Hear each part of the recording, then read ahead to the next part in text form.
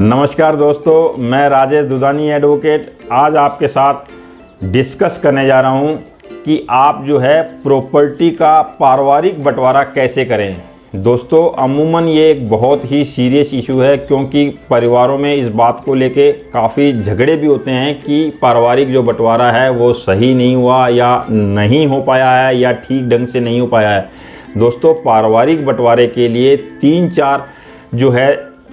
Systems जिसको कहते हैं हो सकते हैं। उनमें सबसे पहला जो सिस्टम है वो ये है कि परिवार के सब सदस्य बैठकर अगर अपनी पारिवारिक संपत्ति का बंटवारा कर लेते हैं और वो बंटवारा भी लिखित में कर लेते हैं तो वो पारिवारिक बंटवारे की श्रेणी में आ जाएगा और वहाँ पर जो है सारे मिल बांटकर अपनी अपनी प्रॉपर्टी का हिस्सा अगर लिखित में डिवाइड कर लेते हैं और उस लिखित हिस्से के बाद में आप अगर उस लिखित हिस्से को रजिस्टर्ड करवा ले हैं तो वो आप पारिवारिक बंटवारा की श्रेणी में आ जाएगा और वो सबसे सरल और सुगम जो है बंटवारा माना जाता है। उसके बाद में दोस्तों दूसरा जो बंटवारा है वो आता है पंचनामा का बंटवारा। यानी कि पंचनामा बंटवारा का मतलब ये हो गया कि गांव के जो मुखिया हैं,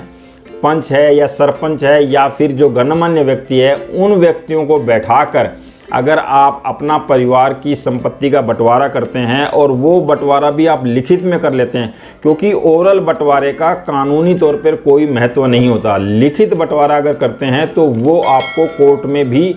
अहम भूमिका अदा कर सकता है। तो पंचनामा बंटवारा जो है वो गांव के मुख्य व्यक्तियों के साथ में मुखिया या पंच सरपंच के सामने बैठकर उनकी गवाही उसमें रजिस्टर्ड होती है। उसके दौरान में अगर सारी संपत्ति का बंटवारा परिवार के सदस्यों के बीच में किया जाता है और उस बंटवारे को भी अगर आप रेवेन्यू डिपार्टमेंट में जाके रजिस्टर्ड करवा लेते हैं तो वो बंटवारा भी मान्य होता है। इसके अलावा दोस्तों तहसील में, जो नज़दीकी तहसील में है, वहाँ पर भी आप अपनी संपत्ति के डॉक्यूमेंट लेके जाते हैं और सारे सदस्य मिलकर अगर अपनी अपनी जो भी संपत्ति अपने अपने हिस्से किए हैं उसको रजिस्टर्ड करवा लेते हैं तो तहसील में भी किया गया बंटवारा मान्य ही माना जाता है। इसके अलावा दोस्तों सबसे जो महत्वपूर्ण बंटवारा है वो है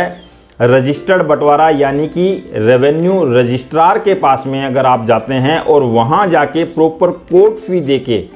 गवाहों के मौजूदगी में अगर आप अपना बंटवारा करते हैं और वो रजिस्टर्ड करवा लेते हैं तो दोस्तों वो जो बंटवारा है वो बंटवारा कानूनी तौर पर पूर्णतया मान्य बंटवारा माना जाएगा। इसके अलावा दोस्तों कई बार जो है अगर इन बंटवारों से बात नहीं बनती है तो फिर आपके पास में जो है पार्टीशन का सूट कोर्ट में डालने की रेमेडी बच जाती है। यानी आप अपने हिस्से के लिए कोर्ट में जाके पार्टीशन का सूट फाइल कर सकते हैं और उस सूट को जब आप फाइल करते हैं तो दोस्तों एक बात ध्यान देने योग्य है वो ये कि आप जो भी अपनी हिस्सा मांग रहे हैं वो उसकी जो वैल्यू है उस वैल्यू के अकॉर्डिंग आपको कोर्ट फीस जो है देनी पड़ती है कोर्ट में। वो हर स्टेट की अलग अलग हो सकती है। तो वो जो वैल्यू आप मांग रहे हैं, जिस संपत्ति की जितनी वैल्यू है वो वैल्यू भी कैसे यहाँ की जाएगी, सर्कल रेट से। उस एरिया का जो सर्कल रेट है सरकार द्वारा निर्धारित किया गया, उस सर्कल रेट के ऊपर में आपकी वैल्यू की कीमत आकी जाती है, प्रॉपर्टी की कीमत आकी जाती है और उस कीमत के ऊपर आपको कोर्ट फी देनी पड़ती है और आप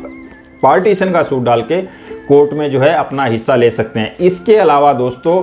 रजिस्टर्ड विल अगर है, गिफ्ट डीड है या फिर रिलिंक्विश डीड है तो उससे भी आप अपनी संपत्ति का बंटवारा कर सकते हैं। तो इस तरह से मैंने आपको कुछ तरीके समझाने की कोशिश की है जिसके तहत आप अपनी संपत्ति का बंटवारा सुचारू रूप से पीसफुली कर सकते हैं, जिसमें किसी भी तरह की कोई झगड़े की संभावना नहीं रहती है। मेरा ये वीडियो अगर आपको अच्छा लगा हो तो लाइक, शेयर और सब्सक्राइब करना बिल्कुल ना भूलें। नमस्कार, धन्यवाद।